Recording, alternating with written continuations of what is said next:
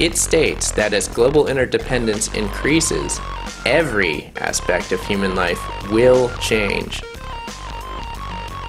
Climate change, competition for resources, shortages of food and water, and the constant threat of pandemics will keep people in a worldwide state of shock.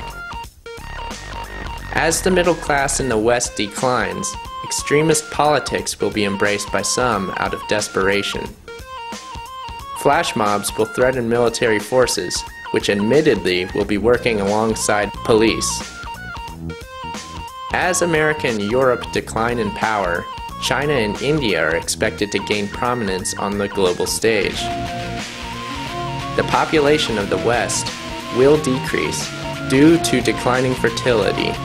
The report mentions this declining fertility on 3 separate occasions, but interestingly, never explains the cause of this problem. Amid all this crisis, technological breakthroughs will develop at an unprecedented rate. Human-computer interfaces will stimulate cultural change. By 2035, an implantable information chip could be developed and wired directly to the user's brain. Synthetic sensory perception being direct to the user's senses.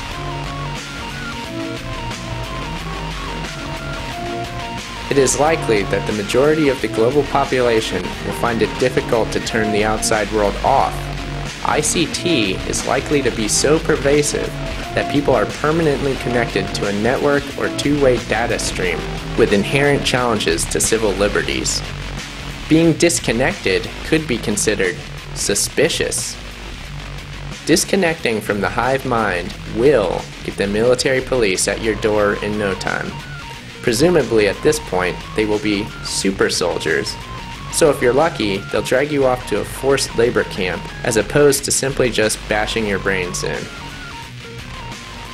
What kind of class structure will exist in this nightmare world? A small, super rich elite and a substantial underclass of slum and subsistence dwellers. Where are those techno-progressives when you need them? A more permissive R&D environment could accelerate the decline of ethical constraints and restraints. The speed of technological and cultural change could overwhelm society's ability to absorb the ethical implications.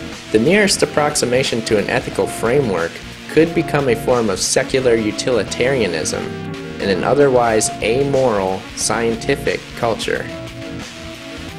The ultimate form of social Darwinism will be welcomed at long last.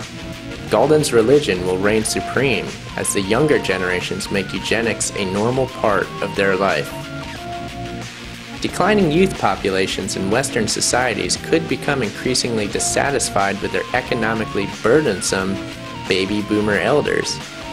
This could lead to a civic renaissance with strict penalties for those failing to fulfill their social obligations. It might also open the way to policies which permit euthanasia as a means to reduce the burden of care for the elderly. Julian Huxley couldn't have said it better himself, but let's not forget Julian's brother, Aldous Huxley, author of Doors of Perception and A Brave New World. In 1962, he gave a lecture at the UC Berkeley, in which he clearly laid out the vision of this planned future society. In the past, we can say that all revolutions have essentially aimed at changing the environment in order to change the individual. Today, we are faced, I think, with the approach of what may be called the ultimate revolution, the final revolution, where man can act directly on the mind-body of his fellows. The nature of the ultimate revolution with which we are now faced is precisely this, that we are in process of developing a whole series of techniques which will enable the controlling oligarchy, who have always existed and presumably always will exist, to get people actually to love their servitude. This is seems to me the ultimate in malevolent revolution, shall we say. First of all, to standardize the population, to iron out inconvenient human differences, to create, so to say, mass-produced models of human beings arranged in some kind of a scientific caste system. A number of the predictions which were purely fantastic when I made them 30 years ago have come true or seem in process of coming true, not through terror, but through making life seem much more enjoyable than it normally does.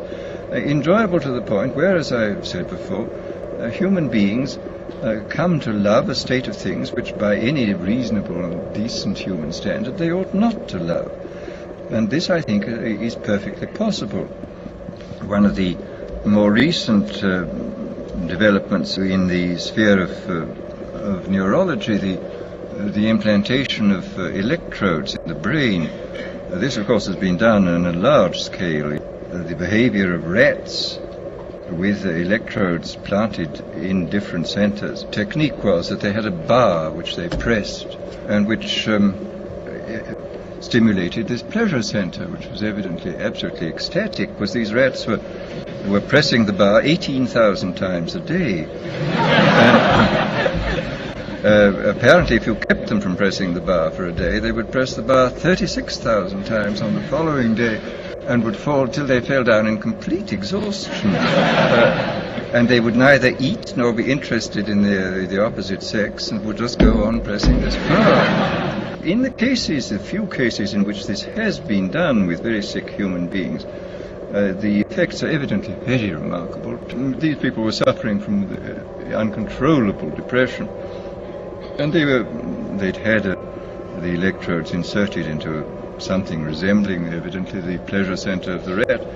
When they felt too bad, they just pressed a button on the battery in their pocket, and he said the result was fantastic. The sort of things that might happen.